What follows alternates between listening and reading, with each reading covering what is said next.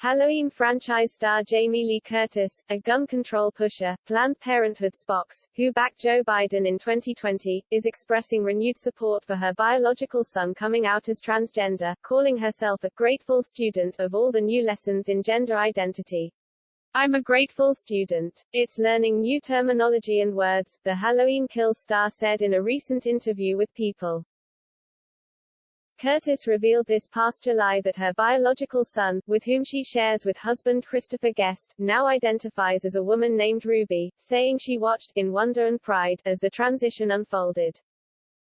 "I have watched in wonder and pride as our son became our daughter Ruby. And she and her fiancé will get married next year at a wedding that I will officiate," Curtis said at the time. In the new interview with People, Curtis, who supported Hillary Clinton in 2016, said she still makes mistakes when navigating Ruby's new identity. "I am new at it. I am not someone who is pretending to know much about it. And I'm going to blow it. I'm going to make mistakes. I would like to try to avoid making big mistakes," said Curtis.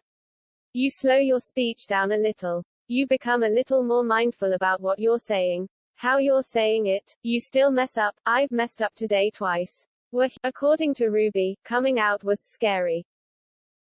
"It was scary, just the sheer fact of telling them something about me they didn't know," Ruby told the outlet.